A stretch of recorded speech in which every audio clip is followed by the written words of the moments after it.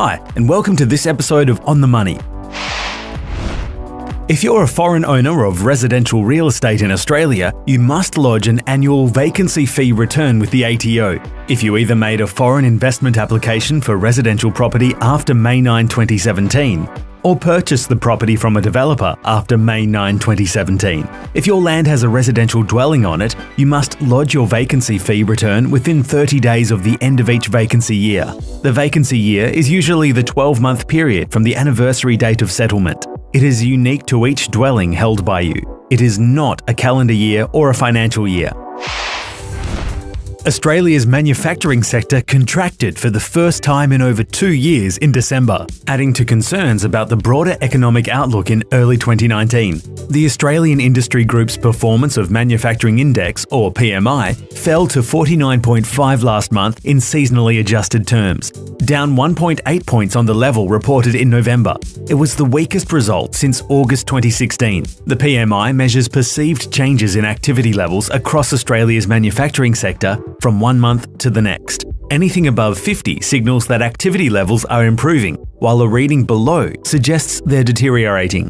The distance away from 50 indicates how quickly activity levels are expanding or contracting. So at 49.5, December was the first month that activity levels declined across the sector in 26 months. After legislation was passed in 2018, as of January 1, 2019, GST has been removed from the following feminine hygiene products: tampons, menstrual cups, cloth or flannel pads, menstrual pads and panty liners, maternity pads and menstrual underwear. However, GST will still apply to the following products: feminine washes and deodorants, intimate wipes, and supplements and vitamins marketed for use during menstruation and pregnancy. If you or your business sell menstrual products, your business systems and pricing need to be updated to reflect the change that started January 1, 2019. Australian shares have had their worst year since 2011, amid fresh evidence of a tightening credit squeeze at home and growing concern about a weakening global economy. The benchmark ASX 200 index finished lower on the last day of the year after a late dive on the share market, confirming 2018 as the worst 12 months for the bourse since 2011. The ASX has slipped 9.04% since September, the worst quarter since September 11, and 2018 was its worst year in 7, down 6.9% amid wider global volatility.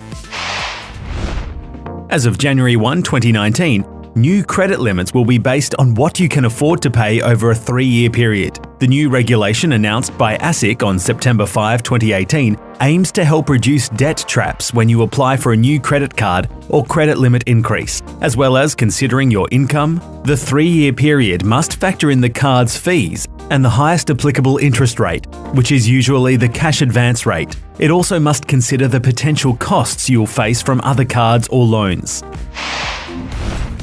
Australia will be among the 5 biggest winners across APEC for foreign investment over the next 12 months, with Australia pushing Indonesia out of the top 5 investment destinations this year, according to a recent survey. In this survey of 1,189 business leaders across the 21 APEC economies, the survey found that Australia has entered the top 5 investment destinations as a new entry among respondents, with 44% indicating Australia will receive increased cross-border investment across the next 12 months. Australia is now on par with the US and just behind China in popularity among APEC business leaders as a destination for foreign investment, with 44% of respondents indicating the US would receive an increase and 45% nominating China. According to a survey of 200 Australian business leaders, 4 out of 5 Australian businesses want to meet common industry standards for sustainability, and 1/4 are altering their supply chains to be more environmentally responsible.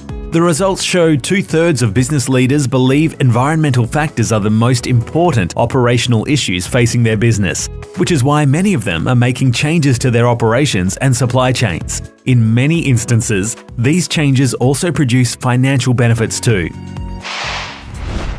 That wraps up this episode of On the Money. If you'd like further information about these or other accounting issues, we welcome your call or email. See you next time.